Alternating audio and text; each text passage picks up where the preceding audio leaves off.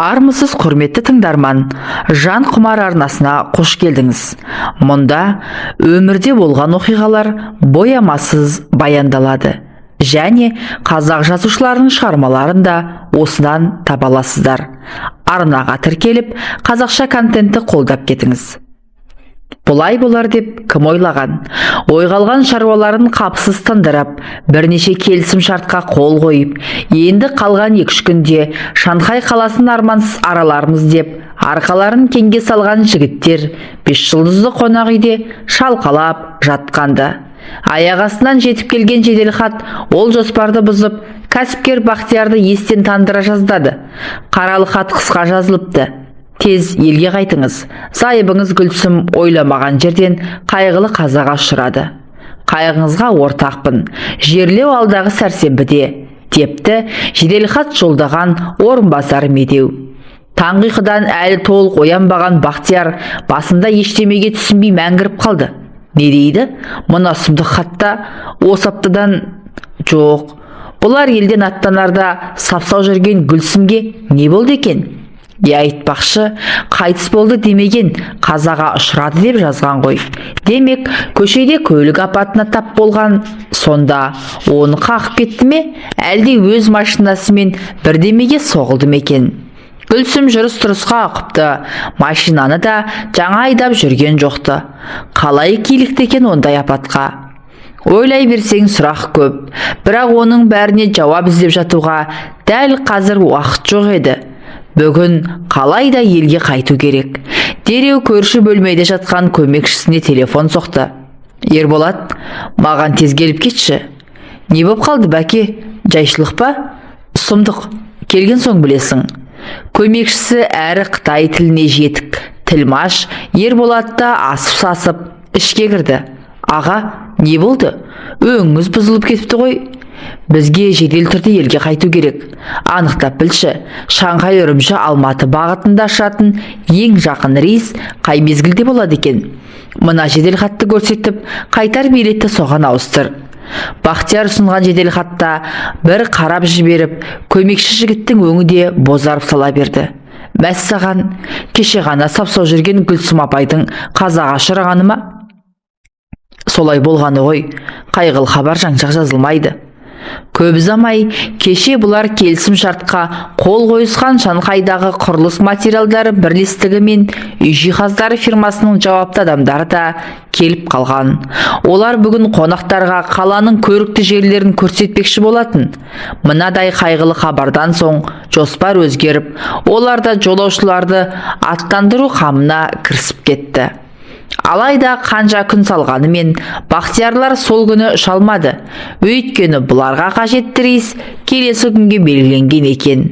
Бір тәуірі Шанхайдан ұшатын самолет Үрімжіге де 1 сағаттай аялдап, сол күні кешке қарай Алматыға жеткізетін көрінеді.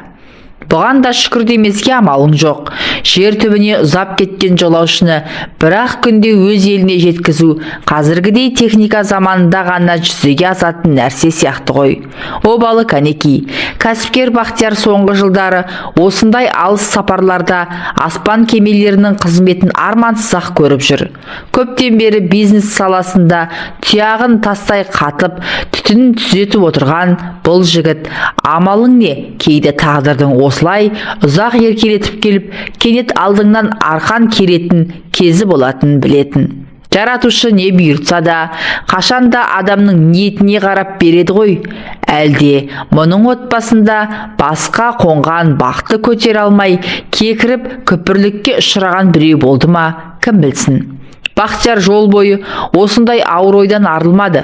Самолет салонында француз шарабы бар екен. Содан ара-тұра сыздықтата сіміріп қойып, тербелген қиял теңізінде жүзді де отырды. Кеше оның қайғылы қазаны алғаш рет естігенде бұрқ етіп басынан шыққан сезімдері қазір өзгеше түс алған. Олай болатыны көмекшісі Ерболат кеше Алматымен сөйлесіпті. Өздерінің қай рейспен, қай мезгілде жететінін хабарлаған. Сонымен бірге Гүлсімнің қандай жағдайда, неден мерт болғанын да сұрастырған көрінеді.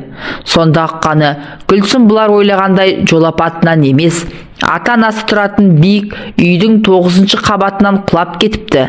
Біреулер қастық қылды, не байқаусызда оқыстан болды дейтін емес, артына хат жазып қалдырған.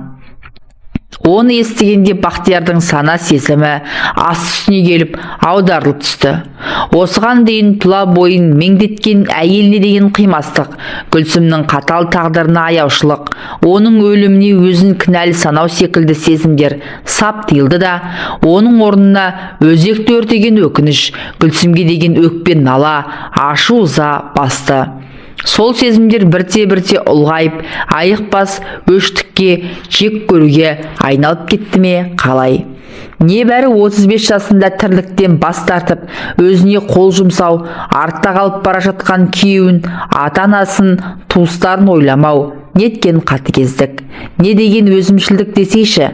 Қастық пен қысастық, кек қайтарып өш алудың ең жоғары түрі осындай болар.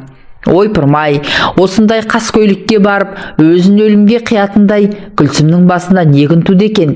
Ішкен алдында, ішпеген артында, не ішем, не кием демейді. Артында шетелдік машина, басында 3 қабатты сәнді сарай, қорада күзетшісі, ас үйде үй қызметшісі бар.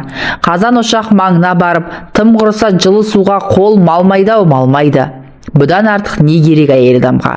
Әлгі семіздікті қойғана көтереді деген рас шығар. Демек, Гүлсім де басындағы бағын көтере алмаған. Сонан соң ол өзінің түбіне жете берген. Сол баяғы іштарлық, қызғаныштың арқасында. Төңірегіндегі дүние тек менікі болсын дейді. Бір аяқ асты, бір сабақ жіпті ешкіммен бөліскісі келмейді. Басқа қонған бақты ұстап тұру үшін де біраз адамгершілік, ақыл парасат керек екен ғой. Гүлсімде міне сол жағы кеміс болды. Мамандығы қаржыгер еді, ой өрісі есеп шоттан аса алмады ғой. Сонда Бақтияр осындай әйелмен 15 жыл бойы қалай отасып келген? Әйел бойындағы сұлулық шығар, көзді арбаған. Сұлулық көздің құрты, албырт жастықтың одан арғы ойлаттым екен. Сен жігітім, бәрін бүгінгі күнмен өлшемей, өткен күнге де көз құрыңды салып, қарай отыр, деді.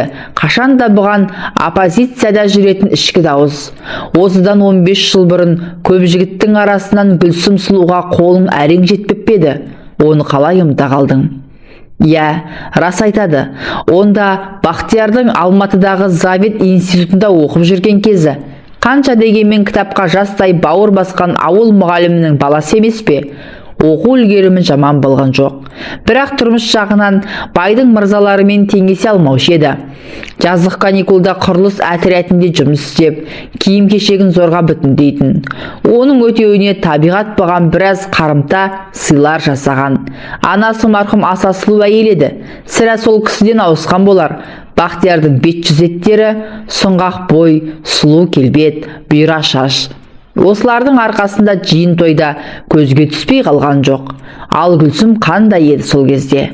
Аққудың көгілдіріндей, тал бойында бір мін жоқ. Аппақ ару көрген көздің жауын алатын. Әлгі романдарда көп жазыла беретін қыпша бел, қазы омырау, тана көз сұлудың өзі. Халық шаруашылық институтының, ол кезде қазіргі университеттердің бәрі институт деп аталатын, 3-ші курсында оқитын. Бақтияр Гүлсіммен сол институтта оқитын бір жерлесінің туған күнінде танысып қалды. Сол кеште түннің бір уағына дейін билегені